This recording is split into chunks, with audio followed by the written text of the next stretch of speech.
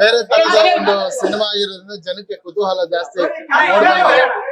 Regular ಆಗಿ ಹಾಡು fight ಈ ತರದ್ ಏನು ಎಕ್ಸ್ಪೆಕ್ಟ್ ಮಾಡ್ತಾರೆ ಜನ, ಅದ್ ಯಾವ್ದು ಇಲ್ದೆ 2 ಅವರ್ 20 ನಿಮಿಷ ತಮ್ಮನ್ನ ಥಿಯೇಟರ್ ಕೂರ್ಸಂತ ಬರೀ ಕತೆ ಹಾಗೂ ವಿಭಿನ್ನತೆ ಮೂಡಿರುವಂತ ಈ 45ನ ಇಡೀ ಕನ್ನಡ ಇಂಡಸ್ಟ್ರಿ ಆಗ್ಲಿ, ಕನ್ನಡದ ಜನತೆ ಅದರಲ್ಲಿ ಇರುವಂತ ವಿಭಿನ್ನತೆನ ತುಂಬಾ ಇಷ್ಟಪಟ್ಟು ಅವ್ರು ತುಂಬಾ ಪ್ರೀತಿಸಂತ ನಮ್ಮ ಪ್ರೀತಿಯ ಶಿವರಾಜ್ ಕುಮಾರ್ ಅಣ್ಣ ಅವರು, ಉಪೇಂದ್ರ ಅವರು, ರಾಜ್ ಬಿ ಶೆಟ್ಟಿ ಅವ್ರನ್ನೆಲ್ಲ ತೆರೆ ಮೇಲೆ ನೋಡಿ ಸಂತೋಷ ಪಡ್ತಾರೆ. ಬಹಳ ಖುಷಿ ಆಗಿದೆ.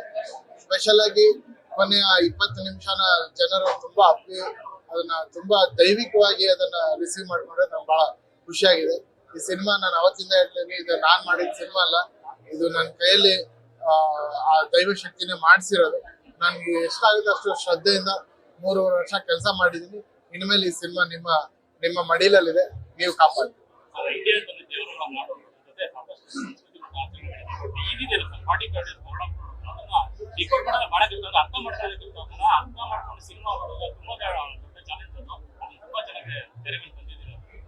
ಇದು ಏನಂದ್ರೆ ನಮ್ಗೆ ಗರುಡ ಪುರಾಣದ ಏನ್ ಈ ಫಿಲ್ಮ್ ಅಲ್ಲಿ ಹೇಳಿದೀವಿ ಅದು ಖಂಡಿತವಾಗ್ಲೂ ಪ್ರತಿಯೊಬ್ಬರು ತಿಳ್ಕೊಳ್ಳುವಂತ ವಿಷಯ.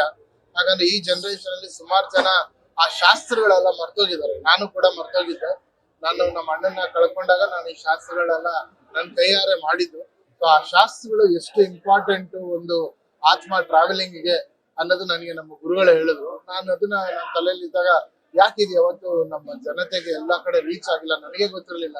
ಯಾಕೆ ಇದನ್ನ ಸಿನಿಮಾ ಮೂಲಕ ಹೇಳಿದ್ರೆ ಇನ್ನೂ ಹೆಚ್ಚೆಚ್ಚಾಗಿ ನಮ್ಮ ಭಾರತದ ಸಂಸ್ಕೃತಿ ಇನ್ನು ಹೆಚ್ಚೆಚ್ಚಾಗಿ ಯೂತ್ಸ್ಗೆ ಎಲ್ಲರಿಗೂ ಗೊತ್ತಾಗುತ್ತೆ ಈ ಕಾರ್ಯಗಳಂದ್ರೆ ಏನು, ಆ ಕಾರ್ಯದ ಮಹತ್ವಗಳಂದ್ರೆ ಏನು. ಎಲ್ರು ಗರುಡ ಪುರಾಣ ಅಂದ್ರೆ ಹೆದರ್ಕೊಂತಾರೆ. ಇದು ಹೆದರ್ಕೊಳ್ಳೋ ವಿಚಾರ ಅಲ್ವೇ ಅಲ್ಲ. ಗರುಡ ಪುರಾಣ ಅನ್ನೋದು ಪ್ರತಿಯೊಬ್ಬರು ವಿಷಯ ತಿಳ್ಕೊಂಡ್ರೆ ತಮ್ಮ ಆತ್ಮಾವಲೋಕನ ಮಾಡ್ಕೋಬಹುದು. ಹಾಗೂ ನಮ್ಮನ್ನ ಯಾರು ಅಗಲಿರ್ತಾರೆ ಅವರ ಪಯಣಕ್ಕೆ ನಾವು ಇಲ್ಲಿಂದನೇ ಸಹಾಯ ಮಾಡಂತ ಒಂದು ಶಾಸ್ತ್ರವೇ ಗರುಡ ಪುರಾಣ. ಆ ಗರುಡ ಪುರಾಣನ ನಿಮ್ಗೆ ಸಿನಿಮಾದಲ್ಲಿ ತಂದಾಗ ತುಂಬಾ ಓವರ್ ಮಾಡದೆ ಅದನ್ನು ಹೇಳಿ, ಈ ಕಡೆ ಫ್ಯಾನ್ಸ್ ಇಷ್ಟಪಟ್ಟು ಅದ್ರೊಳಗೆ ಕಥೆನೂ ಹೇಳಿ ಎಲ್ಲವನ್ನೂ ಪ್ರಯತ್ನ ಪಟ್ಟು ನಿಮ್ಮ ಮುಂದೆ ತರಕ್ಕೆ ಪ್ರಯತ್ನ ಪಟ್ಟಿರೋದೇ 45. ದಯಮಾಡಿ ನೋಡಿ ಗರುಡ ಪುರಾಣನ ಇನ್ನೂ ಹೆಚ್ಚಾಗಿ ಯೂತ್ಸ್ಗೆ, ಫ್ಯಾಮಿಲಿಗೆ ಗೊತ್ತಾಗಂಗ್ ಮಾಡಿ.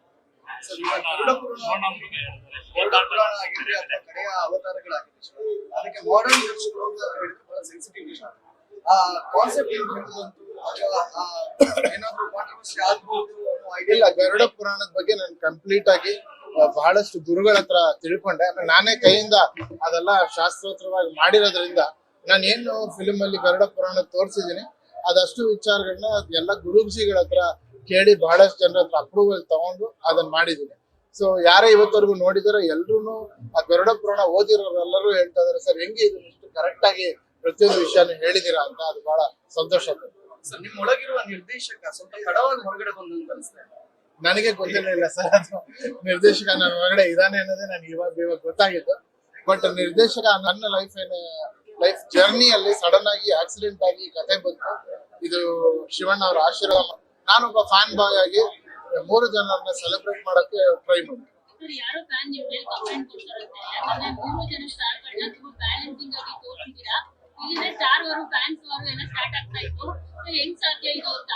ನೋಡಿದ್ರೆ ಆ ವಿಡಿಯೋ ನೋಡಿದ್ರೆ ಒಬ್ಬ ಬಹಳ ಕ್ಯೂಟ್ ಆಗಿ ಹೇಳಿದ್ರು. Thank you so much. ಆ ವಿಮರ್ಶೆ ಅವ್ರು ತಮಾಷೆಯಾಗಿ ಹೇಳಿರ್ಬೋದು, ಬಟ್ ಬಹಳ ಸತ್ಯವಾಗಿ ಹೇಳಿದ್ದಾರೆ. ಯಾಕಂದ್ರೆ ಆ ಜವಾಬ್ದಾರಿ ಇತ್ತು ನನಗೆ. 3 ಜನರು ದೊಡ್ಡ ನಟರು, ಅವ್ರವರಿಗೆ ನಾನು ಇಷ್ಟ ಬಂದಂಗೆ ಮಾಡಕ್ಕಾಗಲ್ಲ. ಅದನ್ನ ಖಂಡಿತವರು ಬ್ಯಾಲೆನ್ಸ್ ಮಾಡಿದವರು ಅವ್ರು ಕಂಡಿದ್ದಾರೆ ಅಂದ್ರೆ ಬಹಳ ಖುಷಿ ಆಗುತ್ತೆ.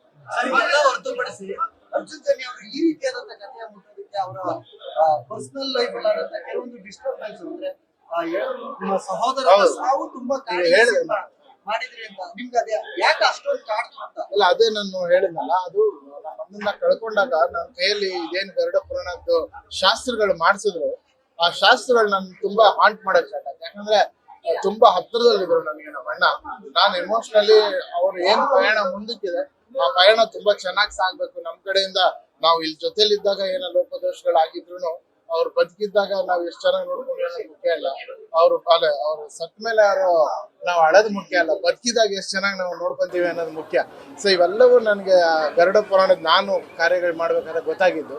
ಆದ್ರಿಂದ ಅದು ಜನತೆಗೂ ಗೊತ್ತಾಗ್ಲಿ, ಯಾಕಂದ್ರೆ ಯೂತ್ಸ್ಗೆ ಅದ್ರ ಬಗ್ಗೆ ಗೊತ್ತಿಲ್ಲ. ಆ ಶಾಸ್ತ್ರದ ಬಗ್ಗೆ, ಆ ಶಾಸ್ತ್ರ ಬಹಳ ಇಂಪಾರ್ಟೆಂಟ್. ಪ್ರತಿಯೊಬ್ಬರು ಅದನ್ನ ಫಾಲೋ ಮಾಡಬೇಕು. ಬದುಕಿದ್ದಾಗ ಎಷ್ಟು ಇಂಪಾರ್ಟೆನ್ಸ್ ಇದೆ ಅಷ್ಟೇ ನಾವು ಯಾರನ್ನ ಕಳ್ಕೊಂಡಾಗ ಅಷ್ಟು ಜವಾಬ್ದಾರಿಗಳಿದೆ ಅನ್ನೋದು ಗರುಡ ಪುರಾಣದಲ್ಲಿ ಹೇಳಿದ್ದಾರೆ.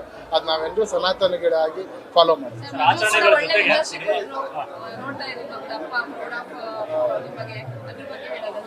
ಭಾಳ ಸಂತೋಷ ಆಯ್ತು. ಯಾಕಂದ್ರೆ ಈ 3.5-4 ವರ್ಷದಿಂದ ಫ್ಯಾಮಿಲಿನ ಭಾಳ ದೂರದಲ್ಲಿ ಇದ್ಬಿಟ್ಟಿದ್ದೀನಿ. ಅವ್ರುಗಳು ಏನು ಕಂಪ್ಲೇಂಟ್ ಮಾಡಿಲ್ಲ, ಅವರು ಮಾಡಲಿ ಅಂತ ಬಿಟ್ಟಿದ್ದು. ಬಟ್ ನನ್ನ ಮಗಳು ಫಿಲ್ಮ್ ಮೊನ್ನೆ ನೋಡ್ಬಿಟ್ಟು ಭಾಳ ಖುಷಿ ಪಟ್ಟರು, ಭಾಳ ಸಂತೋಷ. ಸರ್, ಮೂವಿ ಜೊತೆಯಲ್ಲಿ ಈಗ ಮ್ಯೂಸಿಕ್ ಅದ್ಭುತವಾಗಿ ಮೂಡಿ ಬಂದಿದೆ. ಒಂದು ಹೊಸ ಜಾನರ್ ಅನ್ನ ಕ್ರಿಯೇಟ್ ಮಾಡುವಂತ ಪ್ರಯತ್ನ ಏನಾದ್ರು ಮಾಡಿದ್ದಾರೆ? ಖಂಡಿತವಲ್ಲ ಸರ್, ಈ ಕಥೆನೇ ತುಂಬ ಹೊಸದಾಗಿರೋದ್ರಿಂದ ಮ್ಯೂಸಿಕ್ಕು ರೆಗ್ಯುಲರ್ ಆಗಿ ಮಾಡೋಕ್ಕಾಗಲ್ಲ. ಒಂದೊಂದು ತಗೊಂಡೋಗ್ಬೇಕು. ಆದ್ರಿಂದ ಬಹಳ ಟೈಮ್ ತಗೊಂಡು ಮ್ಯೂಸಿಕ್ ಕೂಡ ಮಾಡಿದ್ದೀನಿ. ನೀವು ಅಬ್ಸರ್ವ್ ಮಾಡಿದ್ರೆ ಉಪ್ಪಿ ಸರ್ ಟ್ರ್ಯಾಕೇ ಬೇರೆ ಇರುತ್ತೆ, ರಾಜ್ ಸರ್ ಟ್ರ್ಯಾಕ್ ಬೇರೆ ಇರುತ್ತೆ, ಶಿವಣ್ಣಾಗ ಒಂದು 2-3 ಟ್ರ್ಯಾಕ್ ಇರುತ್ತೆ, ಕೊನೆ ಕ್ಲೈಮ್ಯಾಕ್ಸಲ್ಲಿ ಬೇರೆ ಥರ ಇರುತ್ತೆ. ಸೊ ಭಾಳಷ್ಟು ಕೆಲಸ ಮಾಡಿ.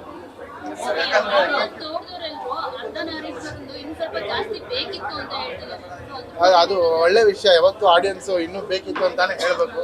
ಸೊ ನಮಗೆ ಅದು ಸುಮಾರಷ್ಟು ಸೀನ್ಸ್ ನಮ್ಮ ತಲೆನಲ್ಲಿದೆ. ನೆಕ್ಸ್ಟ್ ಟೈಮ್ ಖಂಡಿತ ಮಾಡ್ತೀವಿ. ಸರ್, ಓವರ್ ಆಗಿ ಜನರಿಗೆ, ಅಭಿಮಾನಿಗಳಿಗೆ ಏನ್ ಹೇಳಕ್ಕೆ ಇಷ್ಟ? ಅಭಿಮಾನಿಗಳು ಆಯ್ತು, last okay, thank you sir, ಒಳ್ಳೇದಾಗಲಿ.